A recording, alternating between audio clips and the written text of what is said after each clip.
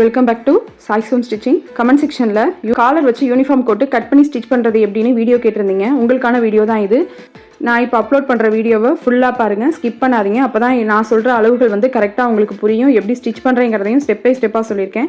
Skip பண்ணாமல் full வீடியோவையும் பாருங்கள். அதுக்கு முன்னாடி என்னோட சேனலை இன்னும் சப்ஸ்கிரைப் பண்ணாமல் பார்த்துட்டு இருந்தீங்கன்னா சப்ஸ்கிரைப் பண்ணி பெல் ஐக்கானை கிளிக் பண்ணி ஆளுங்கிற ஆப்ஷனை செலக்ட் பண்ணிக்கோங்க. அப்போ தான் அடுத்தடுத்து போகிற வீடியோட நோட்டிஃபிகேஷன் உங்களுக்கு உடனே வரும். இப்போ நான் இந்த அளவுகளை வந்து சார்ட்டில் தான் கட் பண்ணி வச்சுருக்கேன். ஏன்னா கோட் வந்து 4 கோட்டுக்கு நான் கட் பண்ணி ஸ்டிச் பண்ணுற மாதிரி இருந்துச்சு. அதனால சார்ட்டில் அளவுகளை மார்க் பண்ணி கட் பண்ணி எடுத்துகிட்டு அந்த சார்ட் பீஸை வச்சு தான் நான் கோட்டோட மெட்டீரியலில் கட் பண்ணி எடுத்திருக்கேன். அந்த அளவுகளை தான் உங்கள் கூட ஷேர் பண்ணியிருக்கேன். இந்த அளவுகள் வந்து 13 to 15 ஏஜ் வரைக்கும் கரெக்டாக இருக்கும். கோட்டுக்கு மெட்டீரியல் வந்து 2 மீட்டர் எடுத்துக்கோங்க. இதை எப்படி கட் பண்ணுறதுன்னு பார்க்கலாம். இப்போ நான் சார்ட்டில் எப்படி கட் பண்ணுறேனோ அதை நீங்கள் மெட்டீரியலில் மார்க் பண்ணி கட் பண்ணிக்கோங்க. அப்படி இல்லைன்னா நீங்களும் சார்ட்டில் கட் பண்ணி வச்சுட்டிங்கன்னா உங்களுக்கு எப்போ தேவையோ அதை வந்து நீங்கள் கோட் மெட்டீரியல் வாங்கி கட் பண்ணிக்கலாம்.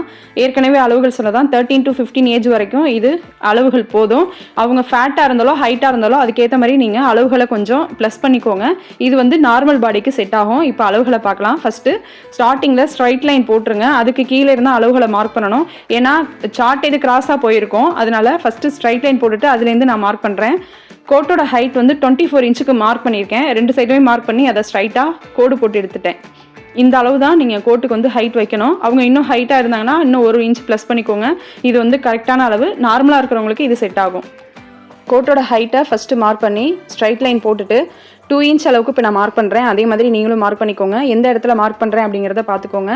இந்த மார்க் பண்ண டாட்டை ஸ்ட்ரைட் லைன் போட்டுக்கோங்க. இப்போ இந்த கோட்டுக்கு அளவுகள் எல்லாமே இந்த 2 இன்ச்சுக்கு மார்க் பண்ண கோட்டுக்கு வெளி சைடில் தான் நீங்கள் அதை மார்க் பண்ணணும். ஏன்னா இந்த லைனை வந்து கணக்கில் சேர்க்காதீங்க. இது வந்து பட்டனுக்காக நான் எக்ஸ்ட்ரா விட்டுருக்கேன். இதை வந்து சேர்க்க வேணாம். காலருக்காகவும் பட்டனுக்காகவும் இந்த 2 இன்ச் வந்து எக்ஸ்ட்ரா இருக்கும். இந்த கோட்டுலேருந்து வெளி பக்கத்தில் நீங்கள் அளவுகளை மார்க் பண்ணிக்கோங்க. இதுலேருந்து ஷோல்டரோட அகலம் வந்து 7 இன்ச்சுக்கு மார்க் பண்ணியிருக்கேன். நெக்கோட அகலம் 3 இன்ச்சுக்கு மார்க் பண்ணிக்கோங்க.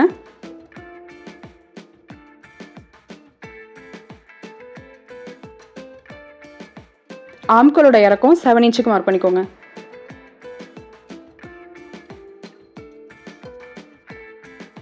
உடம்பு சுற்றளவு 10 இன்ச்சு போதும். தையலுக்காக 1.5 இன்ச்சு ப்ளஸ் பண்ணி 11.5 இன்ச்சுக்கு மார்க் பண்ணிக்கோங்க. இதுலேருந்து நீங்கள் இந்த பாக்ஸ் வரைஞ்சிக்கோங்க.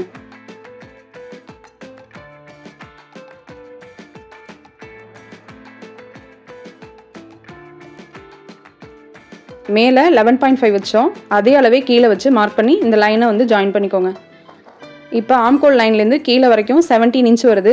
இதை 2ஆக மடித்தா இதில் சென்ட்ரு எது வருதோ அந்த இடத்த நீங்கள் மார்க் பண்ணணும். 8.5 இன்ச் வரும். அந்த 8.5 இன்ச்சை மார்க் பண்ணிக்கோங்க. இதுதான் கோட்டுக்கு சென்ட்ரு. இந்த இடத்துல வந்து கர்வ் வரணும் அப்படிங்கிறதுக்காக இந்த இடத்த மார்க் பண்ணி கோடு போட்டுக்கோங்க. மேலே வந்து 11.5 வச்சுருக்கோம். சென்டரில் வந்து 10.5 வைக்கணும். அதாவது மேலேயும் கீழேயும் ஒரே அளவு இருக்கணும். சென்டரில் வந்து 1 இன்ச்சு மைனஸ் பண்ணிக்கோங்க.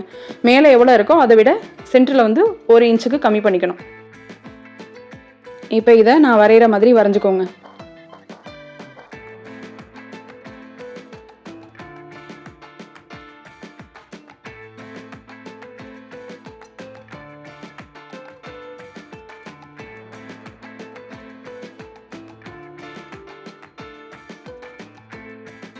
நெக்ஸ்ட்டு நெக்கோட இறக்கம் வந்து 4 இன்ச்சுக்கு மார்க் பண்ணிக்கோங்க. இதையும் பாக்ஸ் போட்டுக்கோங்க.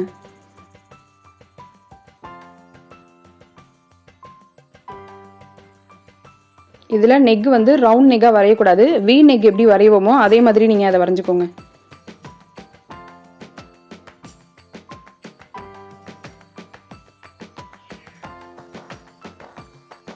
நெக்ஸ்ட்டு உடம்பு சுற்றளவு கரெக்டான அளவு 10 இன்ச்சு சொன்னேன் இல்லையா, அதை மார்க் பண்ணிக்கோங்க.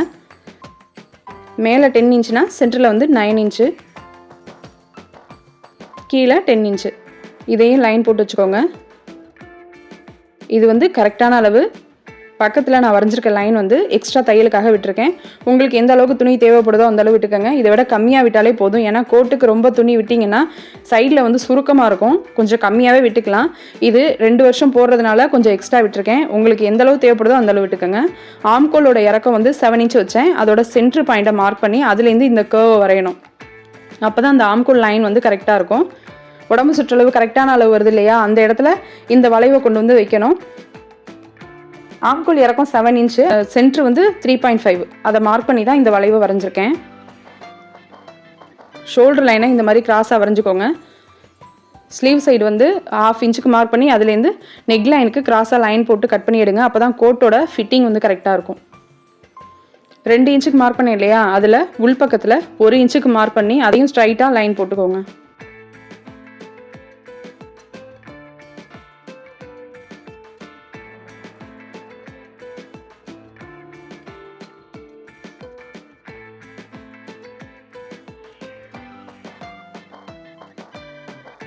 இப்போது நம்ம 4 இன்ச்சுக்கு வரைஞ்சி பாக்ஸ் போட்டோம் இல்லையா, அதுலேருந்து 2.5 இன்ச்சுக்கு மார்க் பண்ணுங்கள். 2 இன்ச்சு மார்க் பண்ண கோட்லையும் 2.5 இன்ச் மார்க் பண்ணிக்கோங்க. இப்போ 1 இன்ச்சுக்கு மார்க் பண்ணி கோடு போட்டோம் இல்லையா, அதுலேயும் 2.5 இன்ச்சுக்கு மார்க் பண்ணிக்கோங்க. ஃப்ரண்ட் சைட் நெக்கோட ஹைட்டு 4 இன்ச்சுக்கு மார்க் பண்ண லைனை வந்து லாஸ்ட் எட்ஜ் வரைக்கும் கொண்டு போயிடுங்க. இப்போ அந்த இடத்துலேருந்து இப்போ நான் எப்படி வளைவாக வரைகிறேனோ அதே மாதிரி நீங்கள் 2.5 இன்ச்சுக்கு மார்க் பண்ண டாட்டில் வந்து அந்த லைனை சேர்த்துருங்க. இந்த மாதிரி கர்வாக வரணும். 1 இன்ச்சுக்கு மார்க் பண்ணி கோடு போட்டோம் இல்லையா, அந்த லைனில் வந்து கர்வாக வரைஞ்சி ஜாயின் பண்ணிவிடுங்க.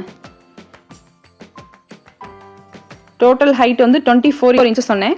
சென்டர்லையும் சைட்லையும் வளைவாக வரணும் கோட்டு. அதனால் 1 இன்ச் அளவுக்கு 2 சைட்லையுமே மார்க் பண்ணி இந்த மாதிரி வளைவாக வரைஞ்சி கட் பண்ணிக்கோங்க. அவ்வளோதான், கோட்டோட ஃப்ரண்ட் சைடில் எல்லா அளவுகளும் சொல்லிட்டேன். ரொம்ப ஈஸியாக தான் இருக்கும். இதே அளவுகளில் நீங்கள் கட் பண்ணி ஸ்டிச் பண்ணுங்கள். இப்போ கட் பண்ணியிருக்க பீஸ் வந்து 2 பீஸ் தேவைப்படும். ஃப்ரண்ட் சைடில் 2 பீஸ் வேணும். இதே அளவில் 2 பீஸ் கட் பண்ணி எடுத்துக்கோங்க. ஃபஸ்ட்டு ஸ்டார்டிங்கில் நான் வரைஞ்ச ஸ்ட்ரைட் லைனை கட் பண்ணி எடுத்துட்டு அதுக்கப்புறம் தான் கோட்டுக்கு மார்க் பண்ண லைனை கட் பண்ணுறேன். அந்த ஆம்கோல் லைனில் கிராஸ் லைன் போட்டேன் இல்லையா, அதுலேருந்து கட் பண்ண ஆரம்பித்து ஃபுல்லாகவே எக்ஸ்ட்ரா ஸ்டிச்சுக்காக விட்ட லைனில் கட் பண்ணி எடுத்துக்கோங்க.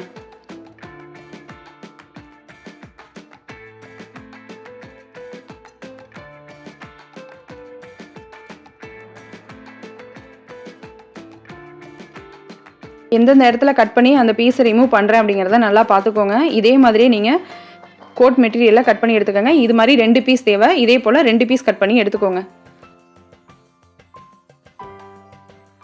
இந்த ஃப்ரண்ட் சைடு பீஸ் அளவுக்கே இன்னும் 2 பீஸ் தேவைப்படும். ஷோல்டர்லேருந்து பாதி அளவுக்கு அந்த பீஸ் வச்சு ஜாயின் பண்ணால் போதும். ஃபுல்லாக நீங்கள் ஜாயின் பண்ண வேண்டியதில்லை. அதனால் அடிஷ்னல் பீஸாக 2 பீஸ் தேவைப்படுது. இதில் தான் நம்ம பட்டன் வச்சு ஜாயின் பண்ணுறதுக்காக உள்பக்கம் திருப்பி ஸ்டிச் பண்ணுறதுக்காக இந்த மெட்டீரியல் நம்ம ஜாயின் பண்ணணும். அதனால் ஷோல்டரில் பாதி அளவுலேருந்து இந்த மெட்டீரியலை கட் பண்ணி எடுத்தால் போதும். ஃப்ரண்ட் சைடு அளவுக்கு கரெக்டாக மார்க் பண்ணி கட் பண்ணணும். இப்போ நான் வச்சுருக்கதை பார்த்தா தெரியும். ஷோல்டர்லேருந்து பாதி அளவுக்கு தான் இந்த பீஸ் வந்து வச்சுருக்கேன். வச்சு இப்போ நான் மார்க் பண்ணுற மாதிரி ஃப்ரண்ட் சைடு பீஸை வச்சே ஃபுல்லாக மார்க் பண்ணிக்கோங்க.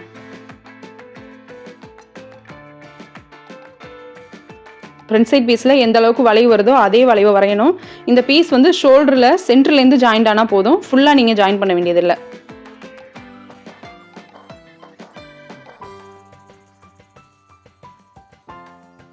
இப்போ ஃப்ரண்ட் சைடு பீஸ் அளவுக்கே வரைஞ்சாச்சு. ஷோல்டரில் பாதி அளவு தான் நான் அதில் வச்சுருக்கேன். இப்போ இதை கட் பண்ணி எடுத்துடலாம்.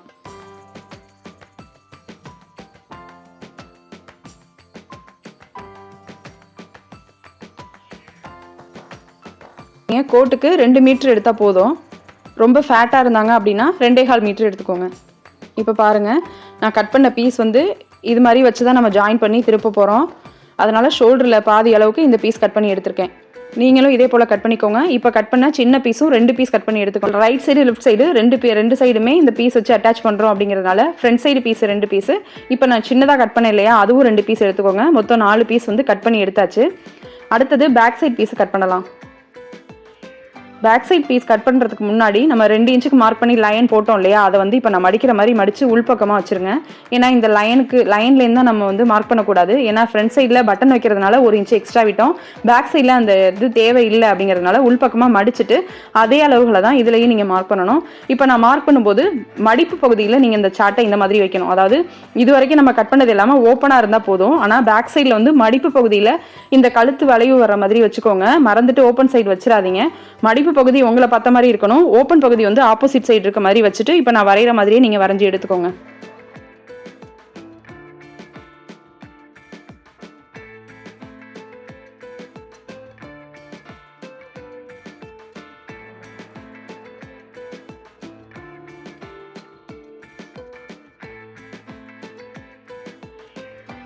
இதில் சைடில் மட்டும் வளைவு இருந்தால் போதும். சென்டரில் வரும்போது ஸ்ட்ரைட்டாக விட்டுருங்க. ஏன்னா பேக் சைடில் ஜாயிண்டாக இருக்கும் அப்படிங்கிறதுனால நீங்கள் வளைவு வரைஞ்சிடாதீங்க. இது ஒரு மிஸ்டேக் ஆகும். ஏன்னா நீங்கள் அதே அளவு வரைகிறதுனால மறந்த மாதிரி நீங்கள் அந்த வளைவு அளவுக்கே நீங்கள் வரைஞ்சிடாதீங்க. பேக் சைடில் சென்டரில் ஸ்ட்ரைட்டாக போடுங்க. சைடில் மட்டும் வளைவு வரைஞ்சா போதும். பேக் சைடில் நெக்கோட இறக்கம் வந்து 1 இன்ச்சுக்கு மார்க் பண்ணி அந்த கழுத்தோட அளவை மார்க் பண்ணிக்கோங்க. ஏற்கனவே ஃப்ரண்ட் சைட் பீஸில் நெக்கோட அகலத்தை மார்க் பண்ணியிருந்தோம் இல்லையா, அதில் 1 இன்ச்சுக்கு மார்க் பண்ணதை இந்த மாதிரி சின்னதாக வளைவாக வரைஞ்சி கட் பண்ணிக்கோங்க. ஏன்னா காலர் அட்டாச் பண்ணுறதுனால பேக் சைடு ரொம்ப இறக்கம் வைக்க வேணாம். 1 இன்ச் அளவுக்கு நீங்கள் மார்க் பண்ணி கட் பண்ணாலே போதும். 1 இன்ச்சு அகலத்தில் ஸ்ட்ரைட்டாக ஒரு பீஸ் கட் பண்ணிக்கோங்க. அது வந்து சார்ட்டில் கட் பண்ண வேண்டியதில்லை. அது எந்த மெஷர்மெண்ட்டும் இல்லை அப்படிங்கிறதுனால அதை ஸ்ட்ரைட்டாக மெட்டீரியல்லே நீங்கள் கட் பண்ணிக்கலாம். 1 இன்ச் அகலத்தில் ஸ்ட்ரைட்டாக ஒரு பீஸ் கட் பண்ணிக்கோங்க. அதே போல் காலருக்கு வந்து இப்பே கட் பண்ணக்கூடாது. ஸ்டிச் பண்ணும்போது தான் அந்த காலரோட அளவை மார்க் பண்ணி கட் பண்ணணும். இப்போ இதை வச்சு கட் பண்ணி எடுத்துட்டு மெட்டீரியலில் அந்த காலர் அளவுகளை மார்க் பண்ணி கட் பண்ணிக்கலாம். அவ்வளோதான், பேக் சைடும் கட் பண்ணி எடுத்தாச்சு. இந்த பீஸ் வந்து கழுத்து சைடு 1 இன்ச்சுக்கு மார்க் பண்ண இல்லையா, அந்த இடம் வந்து மடிப்பு பகுதி வரணும். நல்லா கவனமாக பார்த்துக்கோங்க. சார்ட்டில் வந்து 2ஆக மடித்து கட் பண்ண முடியாது அப்படிங்கிறதுனால சிங்கிள் பீஸில் உங்களுக்கு கட் பண்ணி காமிச்சிருக்கேன். இந்த பீஸை வச்சு தான் நான் இப்போ இந்த மெட்டீரியலில் கட் பண்ணி எடுத்திருக்கேன். இதை எப்படி நான் ஸ்டிச் பண்ணேன் அப்படிங்கிறத கண்டினியூஸாக பாருங்கள், ஸ்கிப் பண்ணாமல் பாருங்கள். இதை எப்படி ஸ்டிச் பண்ணுறதுன்னு பார்க்கலாம். சார்ட்டை வச்சு தான் இப்போ நான் மெட்டீரியல் கட் பண்ணியிருக்கேன். அதில் ஃப்ரண்ட் பீஸ் வந்து தனித்தனியாக ஷோல்டரோட பாதியிலேருந்து ஃப்ரண்ட் பீஸ் கட் பண்ணால் போதும்னு சொன்னேன். இந்த பீஸ் வந்து பட்டன் பட்டிக்காக நம்ம ஜாயின் பண்ணி திருப்பிக்கணும். இப்போ நான் எப்படி கோட்டில் அந்த மெட்டீரியலை வைக்கிறேனோ அதே மாதிரி வச்சுக்கோங்க. அப்போ தான் ஆப்போசிட் சைடு கரெக்டாக வரும். லெஃப்ட் சைடு ரைட் சைடு மாறாமல் இருக்கணும்னா இந்த மாதிரி ஃபஸ்ட்டு வச்சுட்டு அதுக்கப்புறம் நீங்கள் ஸ்டிச் பண்ணுங்கள்.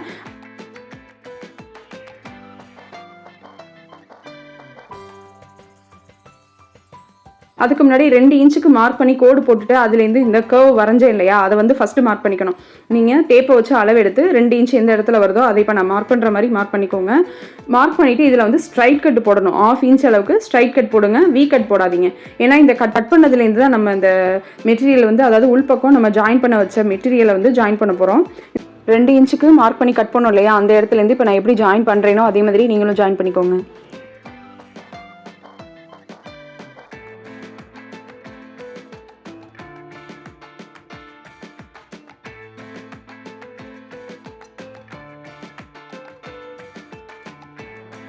ஜாயின் பண்ணிவிட்டு கிராஸ் கட் போட்டுக்கோங்க. இந்த வளைவு வருது இல்லையா, அந்த எட்ஜில் இப்போ நான் எப்படி ஷார்ப்பாக கட் பண்ணுறேனோ அதே மாதிரி கட் பண்ணிவிட்டு திருப்பினா தான் அந்த வெளிப்பக்கம் வந்து ஷார்ப்னஸ் வந்து கரெக்டாக தெரியும்.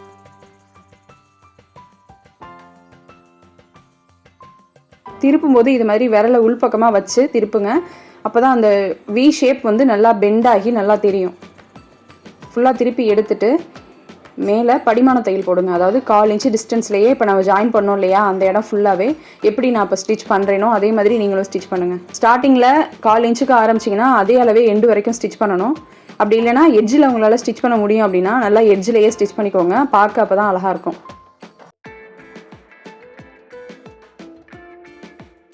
இப்போது அடியில் மடித்து தைச்சிக்கோங்க.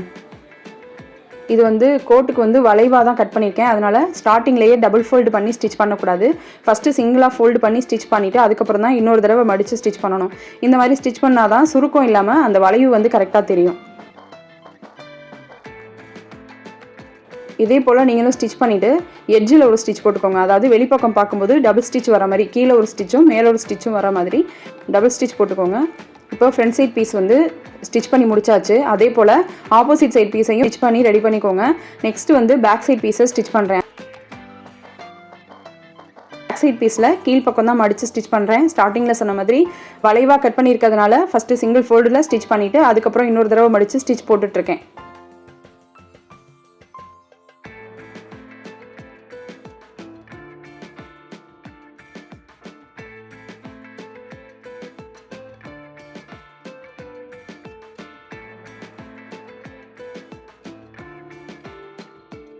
பேக் சைட் பீஸு கீழே மடித்து தைச்சதுக்கப்புறம் இப்போ நான் எப்படி வைக்கிறேன்னு பார்த்துக்கோங்க. இந்த மாதிரி வச்சுட்டு ஷோல்டரோட சென்டர்லேருந்து டேப்பை நான் எப்படி வச்சு மார்க் பண்ணுறேனோ அதே மாதிரி மார்க் பண்ணுங்கள்.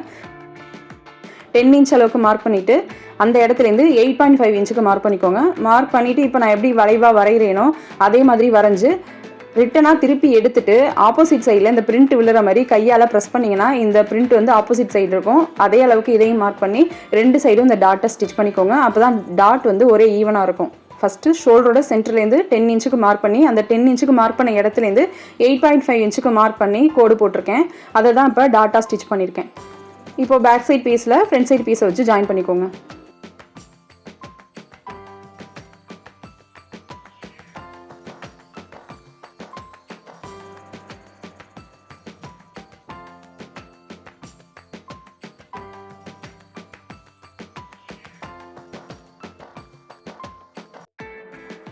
இப்போ நான் திருப்புற மாதிரி எடுத்துட்டு உள்பக்கம் இந்த எக்ஸ்ட்ரா பீசஸ் இருக்கு இல்லையா, அது வந்து பேக் சைடு வர்ற மாதிரி வச்சு மேலே படிமான தையல் மாதிரி ஸ்டிச் போட்டுக்கோங்க.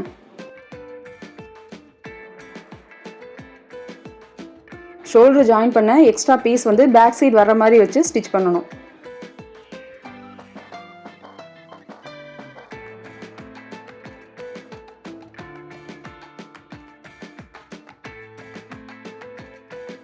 ஸ்ட்ரைட்டாக ஒரு பீஸ் கட் பண்ணி வைக்கணும்னு சொன்னேன் இல்லையா, 1 இன்ச் அளவில் 1 இன்ச் அகலத்தில் ஸ்ட்ரைட்டாக ஒரு பீஸ் கட் பண்ணி எடுத்துக்கோங்கன்னு சொன்னேன். அந்த பீஸை வந்து சிங்கிள் ஃபோல்டில் ஒரு சைடு மட்டும் மடித்து ஸ்டிச் பண்ணிக்கோங்க.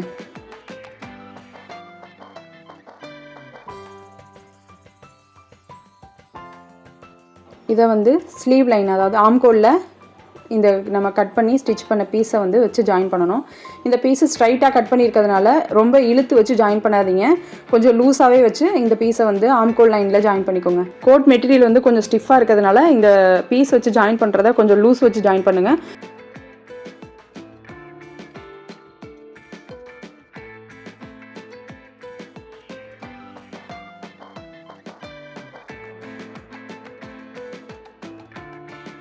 இப்போ நம்ம ஜாயின் பண்ண பீஸ் மேலே ஸ்டிச் வர மாதிரி படிமான தையல் போட்டுக்கோங்க.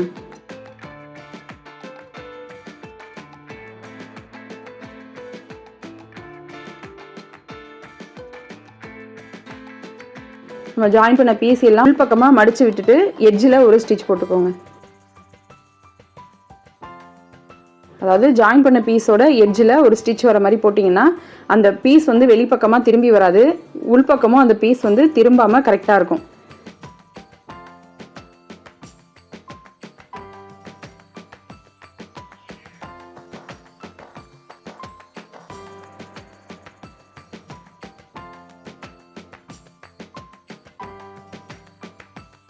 இதே போல் ஆப்போசிட் சைடும் ஸ்டிச் பண்ணி ரெடி பண்ணியாச்சு. 2 இன்ச்சுக்கு மார்க் பண்ணி ஸ்ட்ரைட் கட் போட்டோம் இல்லையா, அந்த இடத்துல இருந்து தான் நீங்கள் டேப் வச்சு அளவு எடுக்கணும். இப்போ நான் எப்படி வச்சு இதை மெஷர்மெண்ட் பண்ணுறேன்னு பார்த்துக்கோங்க. அதாவது காலரோட அளவை இதை வச்சு தான் நீங்கள் மெஷர்மெண்ட் பண்ணணும். ஸ்டார்டிங்லேயே நம்ம காலரோட அளவை மார்க் பண்ணி கட் பண்ண முடியாது. ஸ்டிச் பண்ணதுக்கப்புறம் இப்போ எப்படி நான் டேப் வச்சு எப்படி நான் அளவு எடுக்கிறேனோ அதே மாதிரி நீங்கள் எடுங்க. அப்போ தான் கரெக்டாக உங்களால் காலர் வந்து எந்த சுருக்கமும் இல்லாமல் அட்டாச் பண்ண முடியும். 8.8 இன்ச் வந்திருக்கு. அந்த 8.8 இன்ச்சை வந்து பேப்பர் கேன்வாஸில் கட் பண்ணி எடுத்துக்கலாம். ஃபஸ்ட்டு பேப்பர் கேன்வாஸை 2ஆக மடித்து போட்டுக்கோங்க. அதில் 8.8 இன்ச் மார்க் பண்ணிவிட்டு காலரோட ஹைட்டு 4 இன்ச் தேவைப்படுது. அந்த 4 இன்ச்சையும் வச்சு மார்க் பண்ணி ஸ்ட்ரைட்டாக லைன் போட்டுக்கோங்க.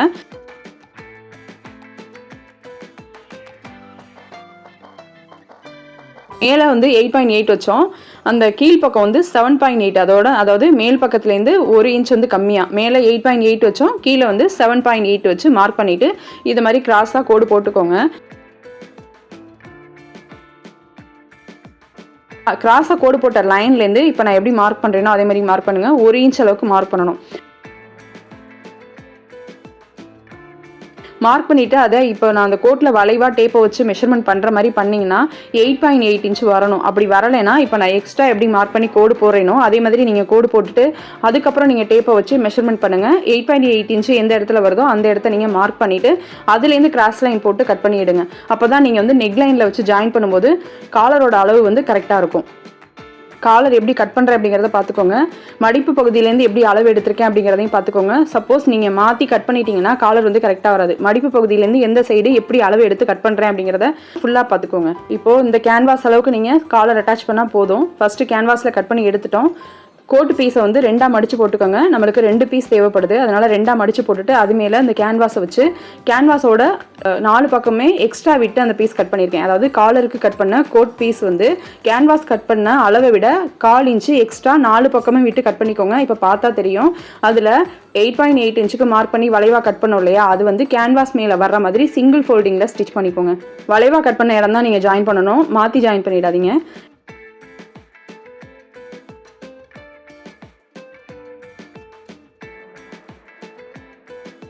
இதில் இன்னொரு பீஸ் கட் பண்ணோம் இல்லையா, அதில் வந்து நம்ம ஸ்டிச் பண்ண எக்ஸ்ட்ரா பீஸ், அதாவது 1/4 இன்ச்சுக்கு எக்ஸ்ட்ரா கட் பண்ணதை வந்து இந்த மாதிரி கோடு போட்டுட்டு அந்த கோடு போட்டதுலேருந்து மேல் பக்கமாக தான் நீங்கள் கேன்வாஸ் வச்சு அட்டாச் பண்ண பீஸை வந்து ஜாயின் பண்ணணும். ஏன்னா 2 பீஸுமே ஒரே அளவு தான் கட் பண்ணியிருக்கோம். ஒரு பீஸை வந்து கேன்வாஸில் வச்சு அட்டாச் பண்ணியாச்சு, அதனால கம்மியாக இருக்கும். நீங்கள் இன்னொரு பீஸ் இருக்கு இல்லையா, அது வந்து எக்ஸ்ட்ரா இருக்கும். அதை வந்து கோடு போட்டுட்டு அந்த கோட்டுக்கு மேலே நீங்கள் கேன்வாஸ் வச்சு அட்டாச் பண்ண பீஸை வந்து ஜாயின் பண்ணிக்கோங்க. ஜாயின் பண்ணிவிட்டு இப்போ நான் காட்டுற மாதிரி கிராஸ் கட் போட்டுட்டு 2 கார்னர்லையும் அந்த ஷார்ப்னஸ் வந்து கட் பண்ணி எடுத்துட்டு வெளிப்பக்கமாக திருப்பும் போது ஃபினிஷிங் வந்து கரெக்டாக இருக்கும். இப்போ நீங்கள் கட் பண்ணி திருப்பினதை வந்து ஸ்டிச் பண்ணிவிட்டு கோட்டில் இப்போ நான் எப்படி காலருக்கு ஸ்டிச் பண்ணதை வச்சு செக் பண்ணுறேன்னா அதே மாதிரி செக் பண்ணுங்கள். அளவுகள் கரெக்டாக இருந்தால் நீங்கள் வச்சு அட்டாச் பண்ணிடலாம். அளவு கரெக்டாக தான் வரும், ஏன்னா நம்ம ஏற்கனவே மெஷர்மெண்ட் பண்ணிட்டு தான் இந்த கோட்டுக்கு காலரே கட் பண்ணியிருக்கோம். அதனால் காலர் அளவும் கோட்டில் இருக்க நெக் லைனும் கரெக்டாக வரும். அதனால் எந்த மிஸ்டேக்கும் வராது. நீங்கள் இதை வச்சு ஜாயின் பண்ணிக்கோங்க. ஜாயின் பண்ணும்போது கொஞ்சம் மெதுவாக ஜாயின் பண்ணுங்கள். சுருக்கம் இல்லாமல் காலர் ஜாயின் பண்ணணும், அதுதான் ரொம்ப மெயின். ஏன்னா காலர் வந்து ஸ்டிஃபாக அழகாக இருந்தால் தான் கோட்டோட ஃபினிஷிங் வந்து கரெக்டாக வரும். ஃபஸ்ட்டு கேன்வாஸ் வச்ச பீஸை வச்சு அட்டாச் பண்ணக்கூடாது. கேன்வாஸ் இல்லாமல் 1/4 இன்ச்சுக்கு மார்க் பண்ணோம் இல்லையா, லைன் போட்டு மார்க் பண்ண அந்த பீஸை தான் நெக் லைனில் வச்சு ஜாயின் பண்ணணும். ஃபுல்லாக ஜாயின் பண்ணி முடிச்சுட்டு கேன்வாஸ் வச்சு அட்டாச் பண்ண பீஸ் வந்து மேல் பக்கம் வர மாதிரி வச்சு நம்ம ஸ்டிச் பண்ண எக்ஸ்ட்ரா பீசஸ் உள் பக்கம் போகிற மாதிரி வச்சு இப்போ நான் எப்படி அட்டாச் பண்ணுறேனோ அதே மாதிரி நீங்களும் அட்டாச் பண்ணிக்கோங்க. ஃபுல் பீஸும் கம்ப்ளீட்டாக உள்ளே போயிடும், வெளிப்பக்கம் எந்த எக்ஸ்ட்ரா பீசஸும் தெரியாது. மேலே அந்த கார்னர் வருது இல்லையா, அதில் 1/4 இன்ச் டிஸ்டன்ஸில் ஃபுல்லாகவே காலர் ஃபுல்லாகவே ஸ்டிச் போட்டுக்கோங்க. இப்போ நான் எப்படி ஸ்டிச் பண்ணுறேனோ அதே மாதிரி நீங்கள் ஸ்டிச் போட்டுக்கோங்க. அவ்வளோதான், கோட்டுக்கு காலர் வச்சு அட்டாச் பண்ணியாச்சு.